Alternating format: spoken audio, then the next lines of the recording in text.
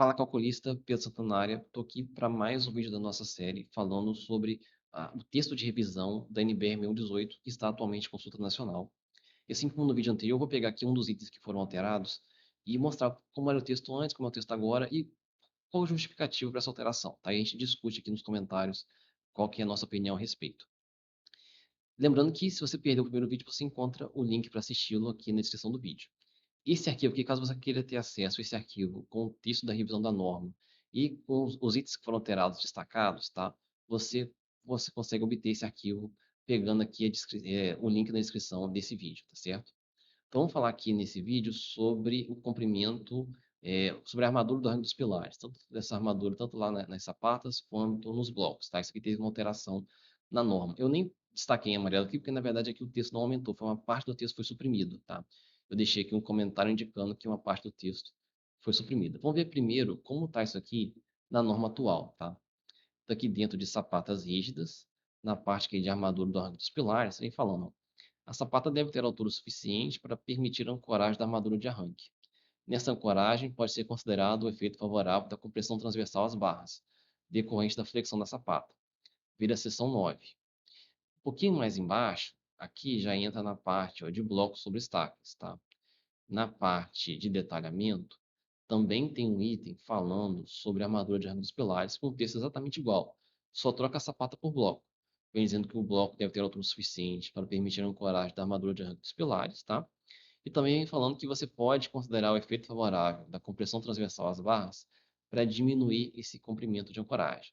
E para você descobrir como levar isso aqui em consideração, você tem que procurar lá na seção 9, né, no capítulo 9, que é o que fala sobre ancoragem. Tá? Tem um terceiro item aqui, também dentro de blocos, que também foi afetado, é afetado da mesma forma. Aqui ainda dentro de blocos rígidos, tá? Aqui falando sobre a armadura, essa armadura inferior do bloco, a armadura do tirante inferior do bloco. Vem falando que deve ser garantida a ancoragem dessa armadura em cada uma das suas faixas sobre as estacas, medida a partir da face interna das estacas. Pode ser considerado, aí de novo aqui falando que pode ser considerado efeito favorável da compressão transversal às barras para diminuir esse comprimento de ancoragem. Né? Como está na sugestão de revisão da norma? Né? Aqui vem só o trecho inicial. Fala aqui, ó, a sapata deve ter altura suficiente para permitir a ancoragem da armadura de arranque. Só fala isso, tá? Tanto para a armadura dos pilares nas sapatas, tá? Aqui embaixo, na parte também referente à armadura do arranque dos pilares para os blocos, também fala só que o bloco tem que ter altura suficiente para conseguir ancorar a armadura dos pilares, tá? E também aqui na parte da armadura do tirante, a mesma coisa, foi removido totalmente da norma aquela parte citando o efeito favorável da compressão transversal para diminuir o comprimento de ancoragem. E quando eu li isso aqui, eu fiquei preocupado. Por quê? Porque eu uso muito esse efeito favorável nos meus cálculos para conseguir diminuir o comprimento de ancoragem da armadura de arranque dos pilares, né? Principalmente em sapatas, tá? Porque às vezes eu tenho uma sapata pouco carregada, eu consigo, diminuindo o comprimento de ancoragem dos pilares, eu consigo fazer uma sapata menor, tá? Que acaba saindo mais econômica. Eu fiquei pensando, será que eles fizeram algum estudo e descobriram que esse efeito favorável ele não existe de verdade, que não pode ser considerado? Fiquei preocupado. E as coisas que eu já fiz estão prontas, né?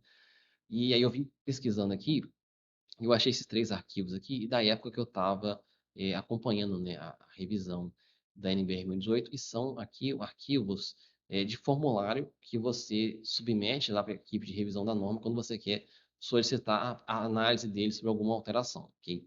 Antes de eu mostrar aqui qual foi a justificativa que foi apresentada para essa alteração, tá? Não deixe aí de deixar o seu like caso você esteja gostando do vídeo, você queira que sejam feitos mais vídeos sobre essa revisão da norma, tá? Então aqui, essa aqui foi as três solicitações, tá? Desses três itens que eu mostrei, que elas são basicamente a mesma coisa que mudou, foi suprimida o mesmo texto dos três itens, né? Essas três solicitações foram feitas pela equipe da França Associados Projetos Estruturais, que é um escritório de cálculo bastante renomado no país, né? E eles fizeram isso aqui com a seguinte justificativa: é uma questão, não é uma questão estrutural, tá? Pode ficar tranquilo. É uma questão um pouco de semântica. Por quê? Não sei nem se semântica seria a palavra certa, mas é uma questão assim, de concordância, né? A norma vem falando que você tem que procurar, né? Você tem que considerar esse efeito favorável da compressão transversal. Se você quiser saber como considerar, você tem que ver aqui a seção 9, que é o capítulo que fala sobre ancoragem, tá? Mas se você for nesse capítulo, não fala nada lá sobre essa compressão transversal. Tá? Em lugar nenhum na norma fala como se considerar isso daqui. Então, já que em lugar nenhum na norma fala como considerar isso, o pessoal falou assim, então vamos tirar esse trecho da norma, vamos tirar essa parte da compreensão transversal da norma. Se a norma não ensina como fazer, né? Se a norma não mostra como é o procedimento, não vamos remover então da norma, ou então vamos acrescentar na norma o texto explicando como considerar essa compreensão transversal. Eles até citam como referência aqui o item que 8.4.4 do Eurocode, tá? Que é a norma europeia.